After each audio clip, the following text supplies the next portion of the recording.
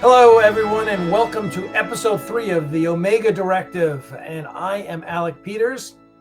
I am Jave. And we are going to be talking, I think it's fair to say, Secret Hideout's desperation as they try to claw their way in with Skydance and to keep this contract. So, for anybody that doesn't know, should we just talk about the contract that Secret Hideout have? Yeah, let's do that. So, basically, initially, Alex Kurtzman created this company, Secret Hideout, after working with J.J. Abrams on the Kelvin line Star Treks. And he got a deal with CBS Studios and Paramount to produce content exclusively for them. It's a little bit like the Bad Robot deal that they've got with Warner Bros. That has produced nothing, or virtually nothing, and cost $500 million. So Paramount pay a fee, and then part of that initial deal was to produce Star Trek Discovery. Following that, they then got an extension, which was about 5 years, and basically because they couldn't come up with anything other than Star Trek, they now just focus on Star Trek, and they were sort of contracted to do like 5 shows. They were supposed to be having like 5 shows after the time, so obviously a couple of animated, Picard, Discovery, and Strange New Worlds. That current deal ends in the summer of 2026. So at some point in the next 14 months, 15 months, they either need to sign a new deal or they will be losing their deal with Paramount, and basically they will not be producing any more Star Trek. I am told, though, that the current deal does mean that anything actually in production at the time, and I'm told that's the words used, production, so not pre-production, not planning, not anything. It's actually basically got to be filming. If something is filming at the time when the deal contract runs out, the contract allows for sort of an extension to complete anything that's anything, and that's assuming no new deal is superseded. It's something. So say they're halfway through doing season 5 of Strange New Worlds, they would be allowed to complete it and would be paid to complete it. So that's basically the deal at the moment. Whether Skydance are willing to give them a new deal is the question. Yeah, yes. And I know you did a video last week, I think it was, where you said that they're giving Alec Kurtzman the chance, which I find shocking based on Section 31 and based on what you reported was the reaction of Skydance to Section 31. Oh, apparently they were furious. Which they should be, because it was shit. Well, apparently as well, I'd have heard since is they actually over at Skydance hadn't really seen much about Section 31. And I suppose you could say, well, why would they? Because they don't own Paramount yet. But they've not been privy to it a great deal. So pretty much the bosses at Skydance saw it when we saw it, which I find really surprising. I find quite shocking. But if that's true, no wonder they were pissed. So, no wonder they were very, very annoyed. You get a Michelle Yeoh, an Oscar-winning actress, and you put that crap show together. I would argue if you can't do something properly, don't do it. And they didn't have time to do it properly. Yeah, and and so you wonder, it's almost like they shuffled Section 31 off to some other team that they hadn't worked with before. Because I don't think it's not that. I think it's just that they rushed it. I think they were planning to do a series, and then they thought, oh, we can't do a series now because Michelle Yeoh's too busy and she's got a thing. Paramount offered to let her out of the contract, and she said, no, I'd love to do something with your show if we can. So they went a mini-series, and she went, yeah, okay. Then she got the Avatar gig, and they said, right, okay, no, I'm not gonna have time to do anything following once that starts. So they went, right, we'll do a movie. And she says, right, okay, basically you've got 16 weeks to produce a movie. And instead of saying that's not possible, we can't rewrite an entire script, we can't do that, we can't do that, they went, okay, we'll make it happen. And that's why we got Section 31 the way we did. Yeah. It was interesting because this past week I was watching the Decon podcast, Connor Trenier and Dominic Keating, they interviewed Brian Fuller, and he talked about how he got into the writers' room at Next Generation. It made me think about what's happening with Secret Hideout. Yeah. And I'm just thinking, like, who is in that writers' room? Who is driving the and, you know, as much bad press as Rick Berman got, you know, for all the different, you know, all the different dictatorial things that people complained about. The fact was he bought into Gene's vision, and he tried his best to adhere towards what Star Trek was. And you just feel, especially with Section 31, that there's no one there at Secret Hideout who really grew up and is inculcated with the whole Star Trek brand ethos. Yeah, you can even argue that Rod Roddenberry isn't. Well, Rod Roddenberry has nothing to listen. Yeah, just because he's his son doesn't mean he's. Yeah, and also Rod Roddenberry has his name on as executive producer because he sold Roddenberry Enterprises to Paramount. Paramount wanted him out. His name and Trevor Roth, his buddy, their names are up there. They're not doing anything. They're not driving the ship. They're not even advising, as far as they basically got the credit. Apparently they advise on storylines. I'm sorry? But apparently they do advise on storylines. Apparently storylines come across their desk, and their job is supposed to sort of go where there's something Star Trek or not. But even Rod Roddenberry's own words, he said, it kind of implied that they'd only sort of said, that's not very Trekky once or twice. And you look at Discovery Season 1, definitely Picard Season 1 and 2, and you got to go, I'm sorry, you were looking at those scripts and at no point did you go, this isn't very Trekky. Right. What were you drinking at the time? Because you weren't concentrating on what you were doing. So yeah, I know. No disrespect to Rod or Trevor, both of whom are good guys, but that was a figurehead thing. I mean, literally, CBS or Secret Hideout, whoever the case may be, thought they would earn goodwill if they put the Roddenberry name up there. Well, Rod's been spending the last 30 years scuba diving, and he's a Star Wars fan, not a Star Trek fan. You know, yeah. So and frankly, most of Star Trek fandom has no clue who Rod Roddenberry is.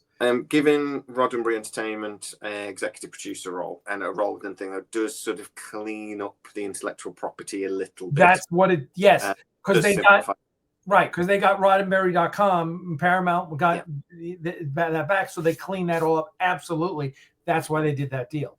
Yeah, I think so. Yeah. So where we're at the moment, basically, is that I've been told through the people I speak to at Skydance and Paramount that Skydance are willing to speak to Secret Hideout. They're willing to basically say, right, you come to us with a couple of shows. We want to produce 3 Star Trek shows. We don't know what they are at the moment. That might be Academy. Strange New Worlds apparently will end after season 5. So they basically need 2 other shows, or 3 if Skydance decide not to continue with Academy, which is obviously possible. We don't know. We have no idea what we're getting with Academy yet. So so they basically said, look, we want to do 3 shows. Pitch. You've got till Christmas. Pitch. And one of those shows better be Legacy, because that we think that's the future of Star Trek, and we'd really like to push forwards with that. Obviously, I've talked to you guys about this before, and I've talked to you about this, Alec, a couple of times, that won't be with Terry Matalas. So, or at very least, it won't be with Terry Matalas if they produce that in the next 2 to 3 years, because he's busy with Marvel, busy with Disney. He's got lots of projects on the go. I've been told Jonathan Frakes would actually direct and would basically showrun with another person. I don't know who the other person is, but they would sort of do that. That was always Secret Hideout's plan. And don't get me wrong, they were always planning to do Legacy. If the sale hadn't have gone through, I'm told they were going to announce it at the end of Picard season 3 and go into production. So they would have had 3 shows going at the moment, basically. It would have been Academy, Strange New Worlds, and the first season of Legacy would have gone into production. Basically, it would have been about now. Or no, it would have been in a couple of months when Academy's done. And so why didn't they? Because Paramount basically said we're not greenlighting anything else because the sales gone through.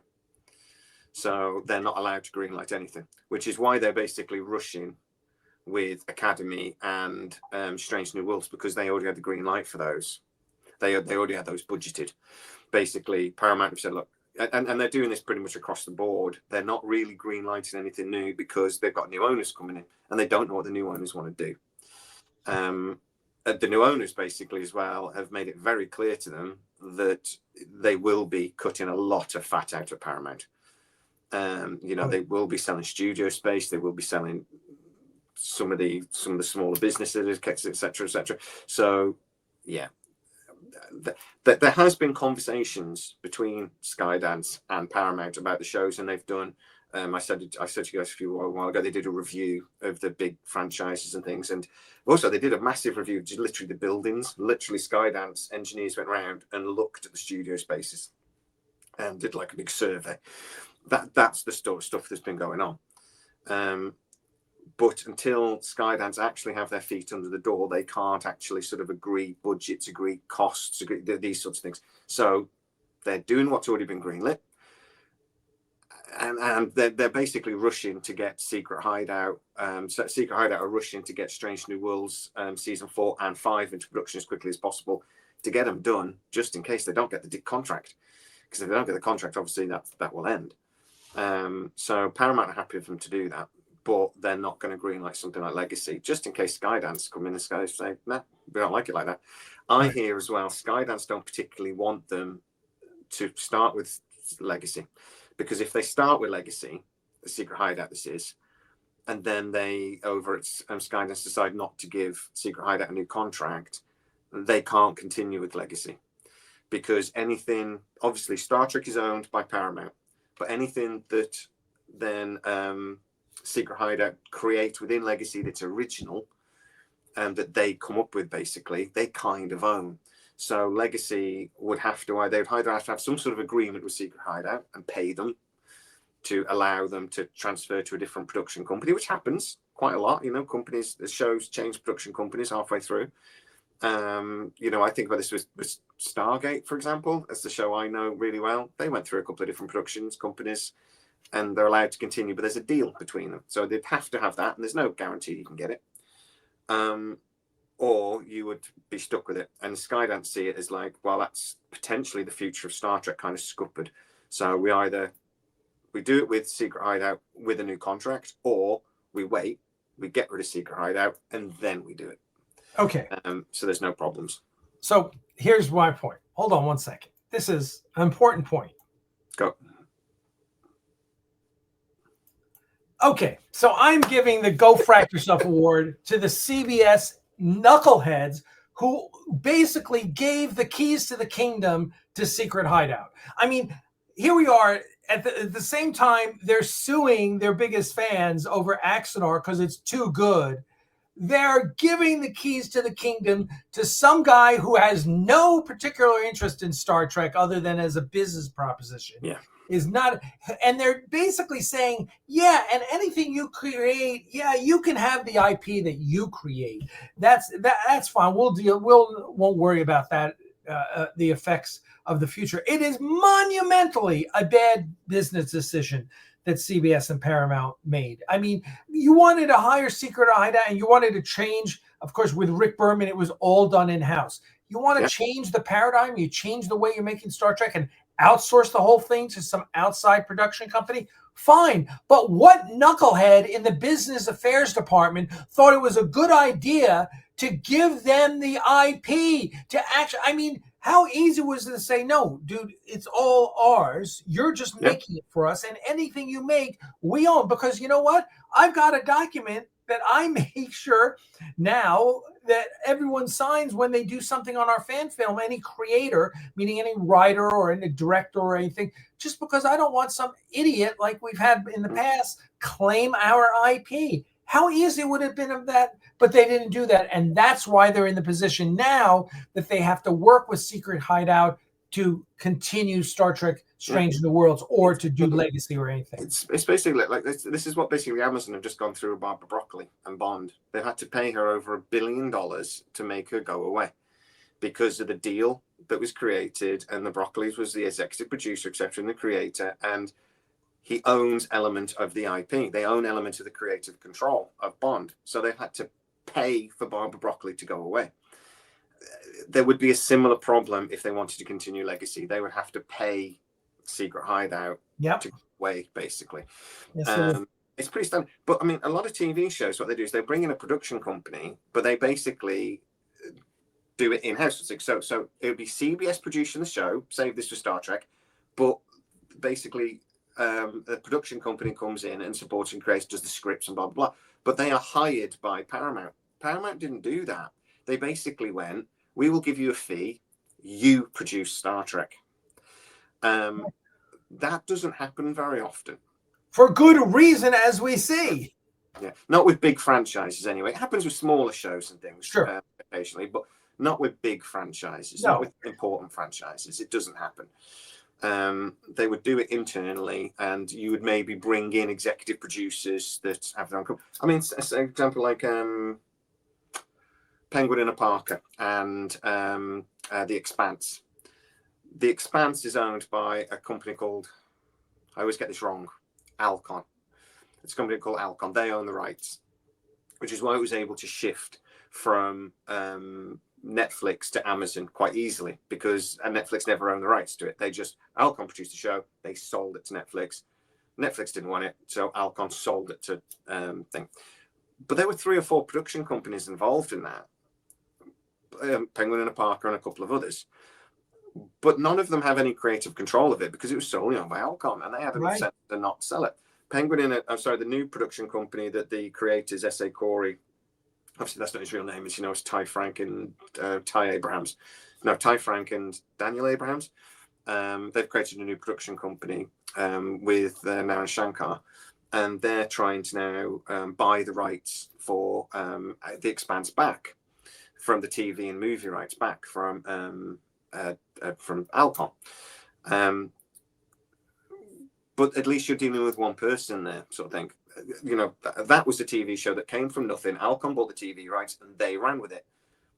This Star Trek was not that. Star Trek wasn't a new show that a production company went, look, we've just bought the rights to this novel and we want to create it and we're going to sell it to you.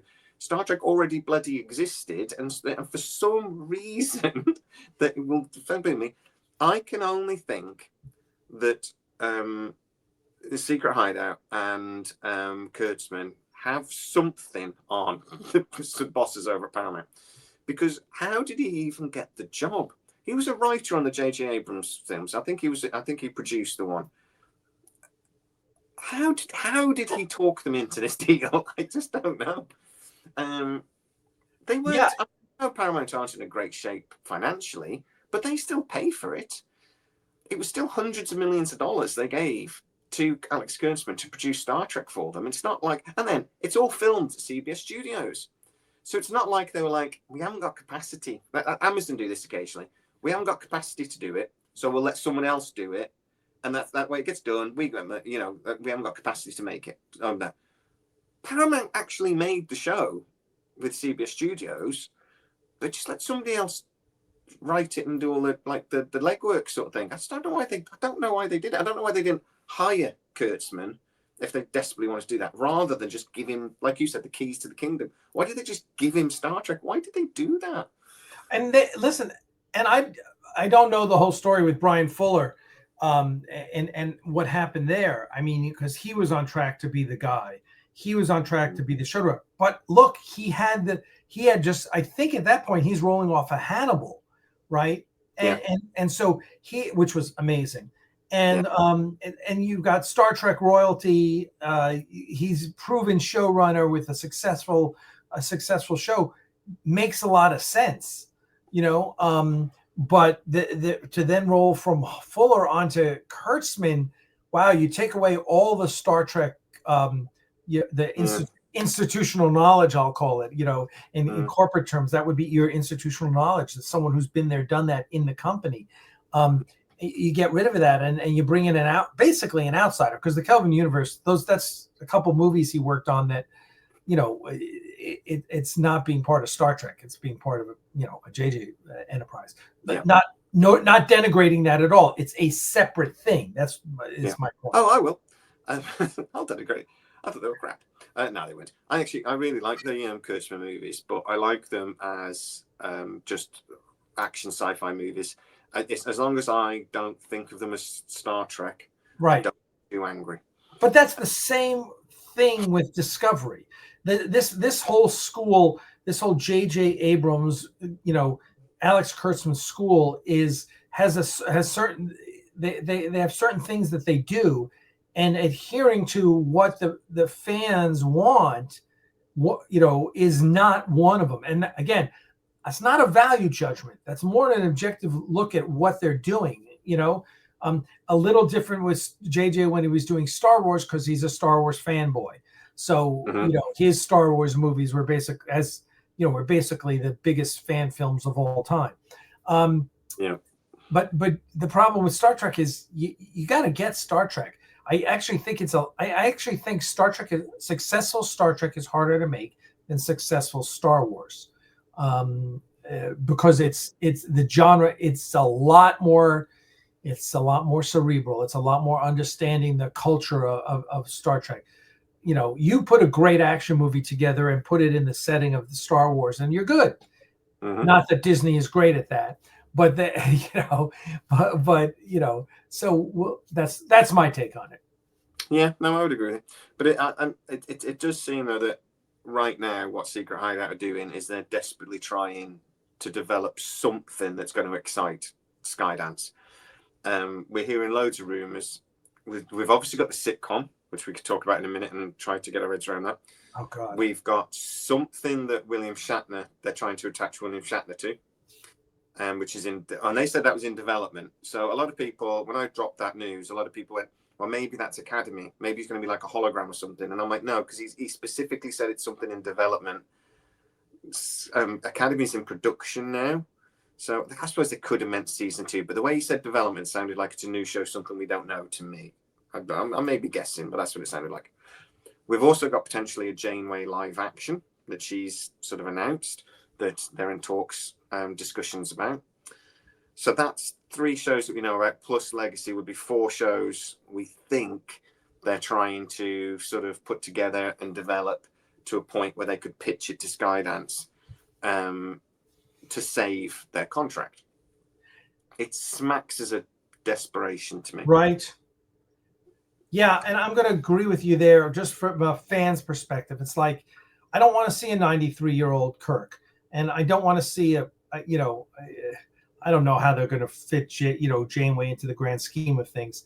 I think this is getting back to what Hollywood is. The problem with Hollywood is regurgitating success because you don't have the intellectual horsepower to create something new and dynamic and interesting. And I think that's the wrong approach. I just think it's the wrong approach. Listen, I don't agree with what Kurtzman did as far as redoing canon with Discovery and with Strange New Worlds. But I think you can come up with good, whether it's Legacy, whether it's Strange. I love Strange New Worlds, but Prodigy was a good product. Lower Decks is a great product, right? Those are new. Those are both. You can say, well, Star Trek did animation, 50 years ago.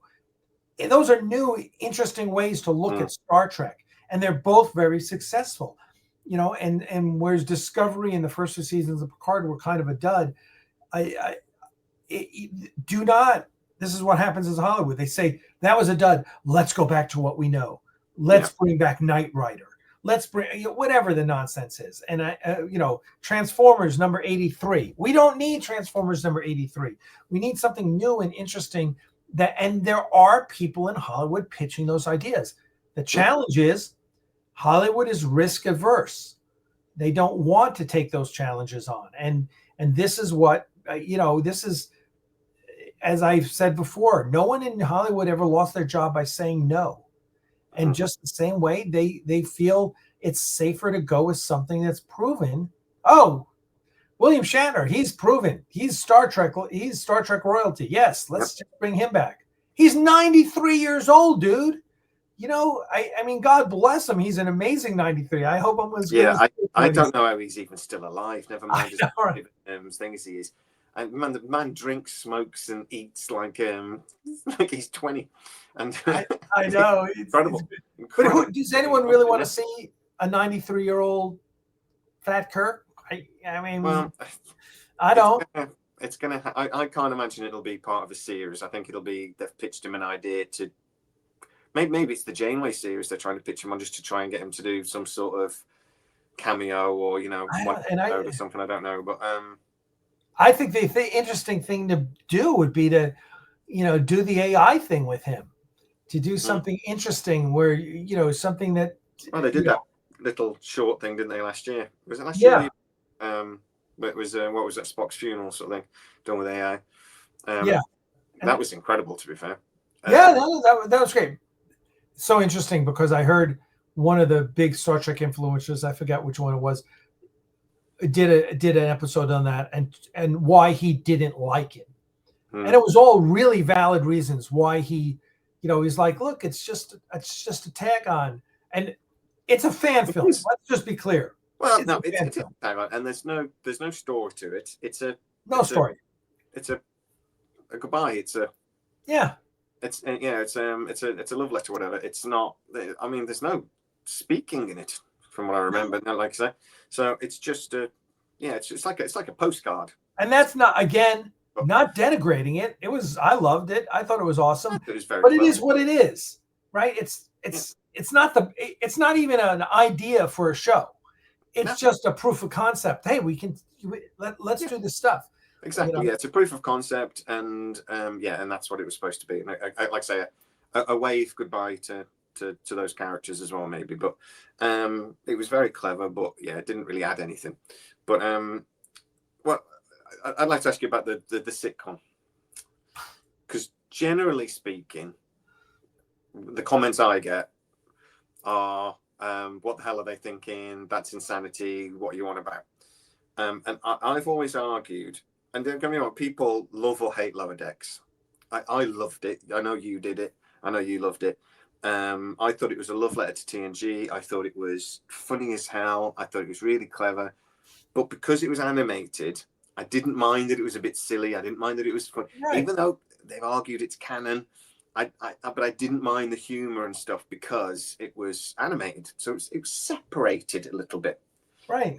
How the hell do you do a live action sitcom based within the Star Trek universe that would be canon and doesn't have the luxury of being animated, so we can sort of go, yeah, but come on, it's animated.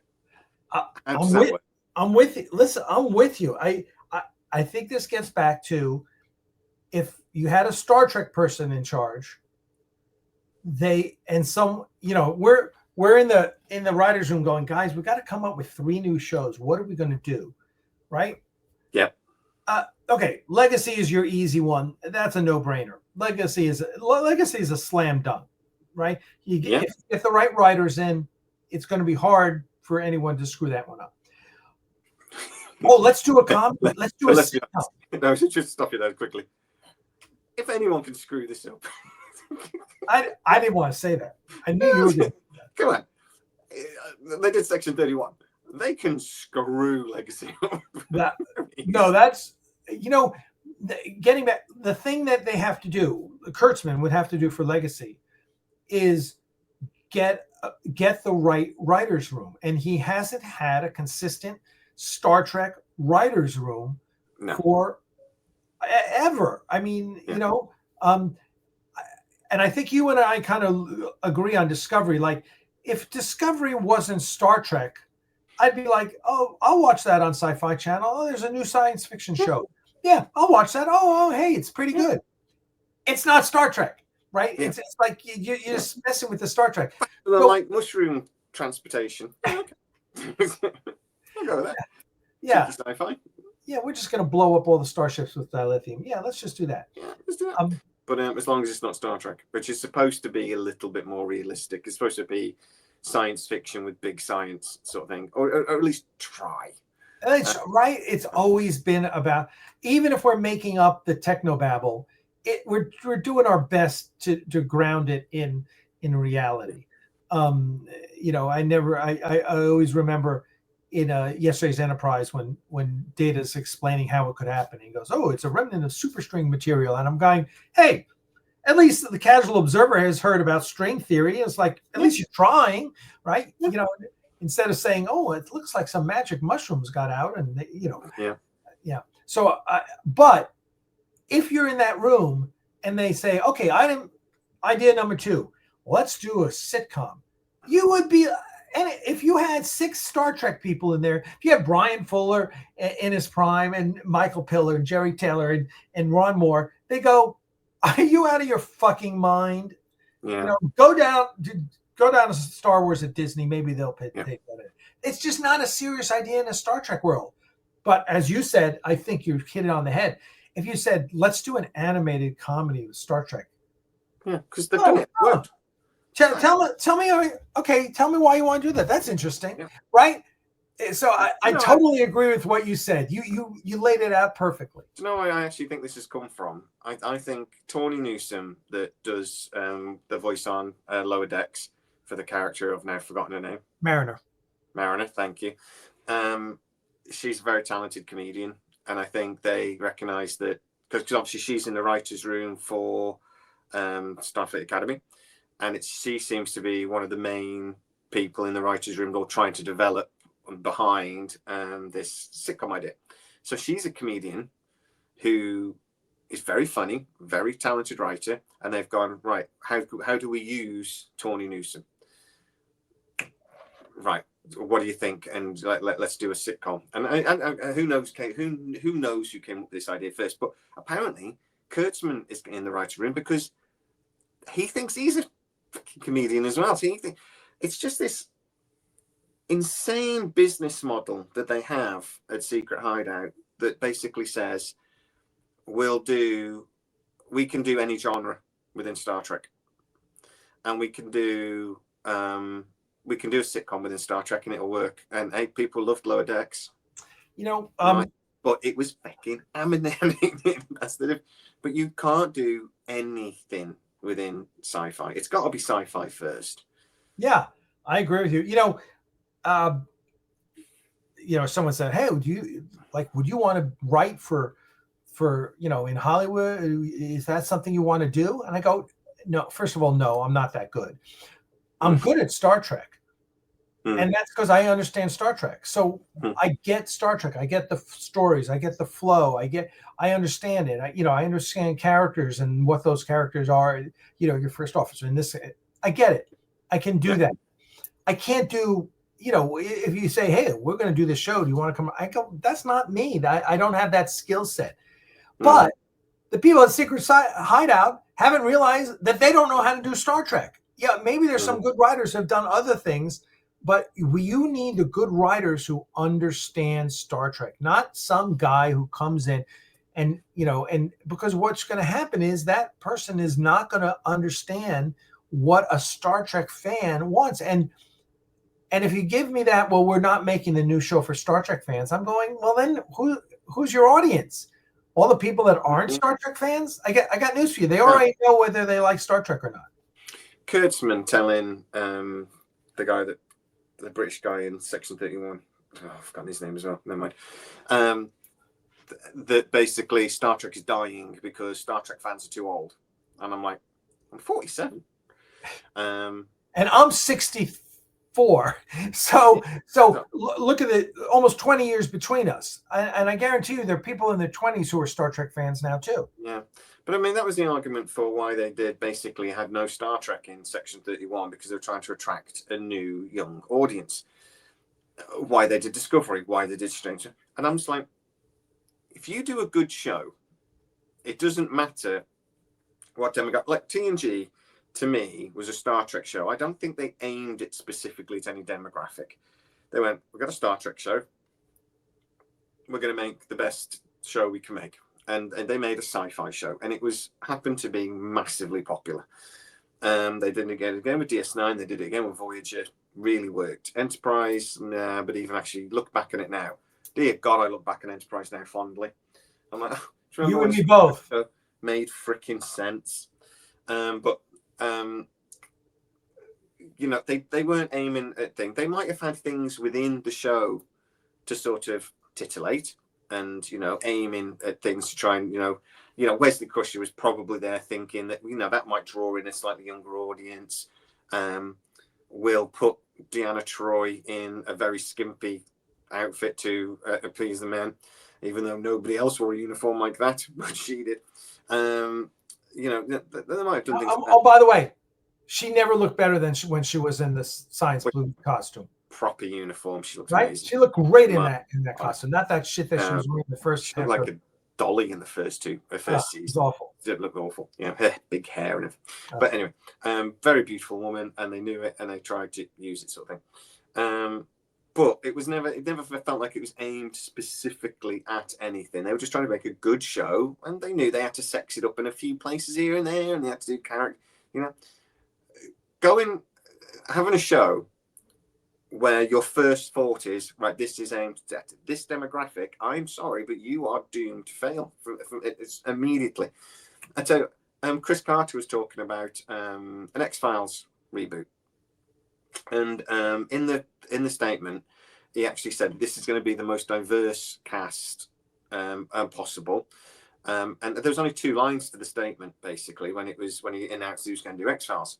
And I'm like, the fact that diversity, like I say, I believe in DEI, and I think diversity is really important. And sure, it's not what we're not going to talk about politics, but it's not what a lot of these right-wing people or left-wing people say it is. It's just about trying to be inclusive. But if you're starting a show and that's like the first thing you put in the statement, I think you've immediately got a problem, because for me, you're coming at it from the wrong direction. The first thing should be, what's the show? What's the story? And then later you go, actually, we should make sure we don't hire just white men. Right? Which is honestly what we did with Axanar 10 years ago. When I was writing the script for Axanar 10 years ago, you know, at some point I said, oh my God, my whole bridge crew are just white people. I said, okay.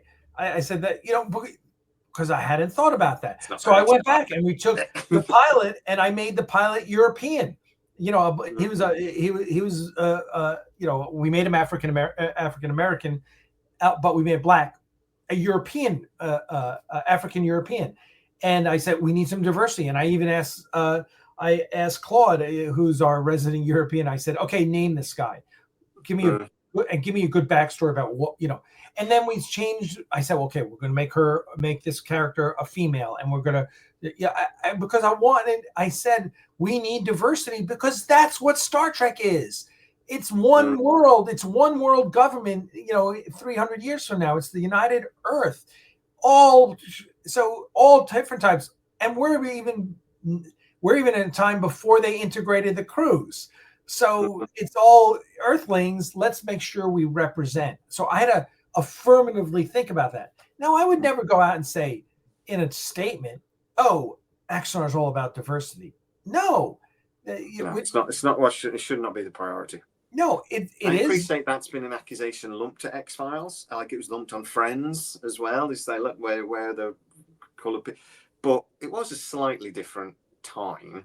And I don't think, again, it was done on purpose. I think they just hired who they thought were the best people at the time. Yeah. And that's what we want. We want the best people. I don't want people hired because of colour or gender. But that is what the equity and portion of it is. I say DEI is not affirmative action. No. DEI, it's not quotas. It's not that sort of thing either. But yeah. DEI believes in meritocracy. Mm-hmm. You know, that's what it is. So anyway, but we'll get comments. We'll get comments. I think your point is well taken. They need to. If you're talking about X-Files, you should be talking about the great stories and are we going to see the aliens and what, you know. Yeah. Well, I would want to know: is it a remake? Is it a reboot? Is it a continuation? Is it a thing? Right. Okay, that's great. But what are you talking about? And it hasn't happened anyway. So. Yeah. Oh, not yet anyway, but I think they announced that just before the writer's strikes, and that's a different world since the writer's strikes. We'll bring back Space Above and Beyond. They keep trying. Disney keep trying. Do they? Again, they were pushing for it just before the writer's strikes. During the writer's strikes, though, I mean, there were lots of ideas thrown out there, and I kept hearing about different things. You mentioned Knight Rider earlier. I heard that they were trying to do a Knight Rider, Airwolf, $6 billion man, and possibly and initially the A-Team, but that got dropped. But it was basically going to be, they were going to have an Airwolf season, a $6 billion man season, a Knight Rider season, and then it would be like a Marvel-esque thing where they would all come together and maybe have a TV movie. And AI would be the core of the storyline. You know, AI in Kit, AI in Airwolf, AI in the $6 billion man, and there'd be some sort of that would be intertwined. And this was pitched and trying to go in development. I've not heard anything since, but during the strikes, executives are sort of like, got literally nothing to do. So like Knight Rider sort of thing. But A Space Above and Beyond was looked at as well. And they're about doing a full remake. Which I loved it.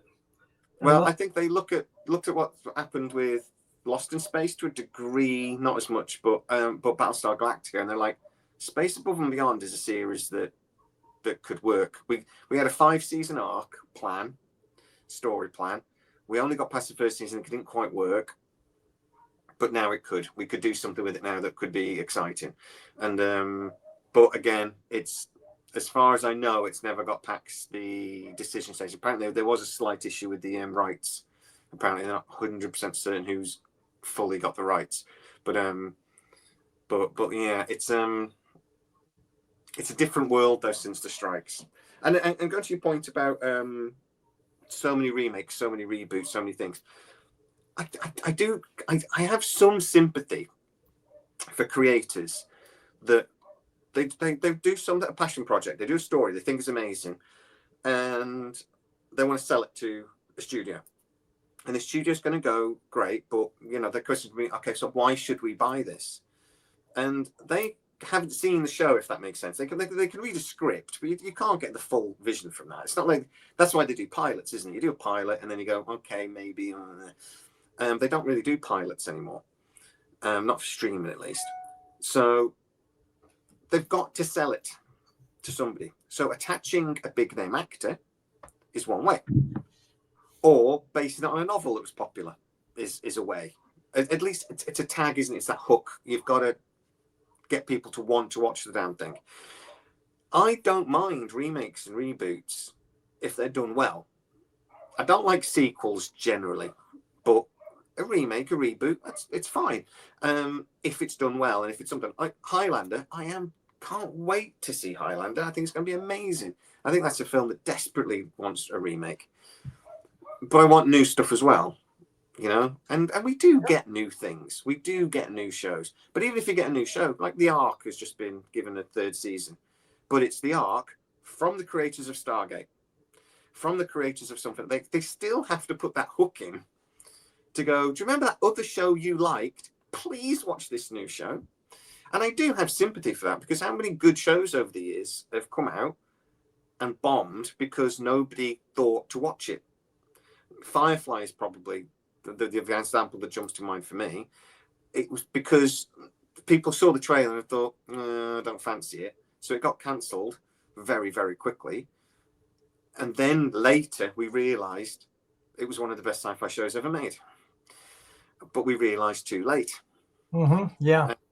You know, and that's, to us, really, we need to, as fans, as sci-fi people, we need to be able to look past and give shows a chance.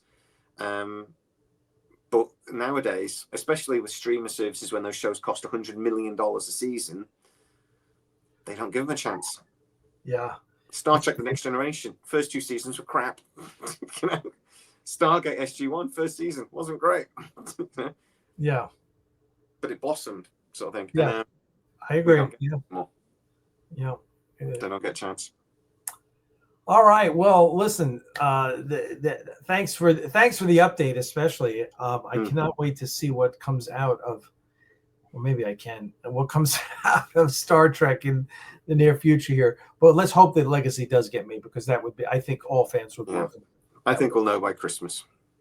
So that would be. I think we'll know a lot better by Christmas what's going on. So, well, I am Alec Peters. You can get me on Axanar.com or the Axanar YouTube channel, and or Alec at Axanar.com if you want to email me. Jay, where can people find you? Most of my videos are on the Tachyon Pulse podcast. Where there'll be links in the description, and I appear on Sidetrack quite a lot, which is my original channel that I started, and yeah, the links are on the description. You can get in touch with this if you want to. All right, everyone. We will see you in the near future. In the meantime, my friends, live long and prosper.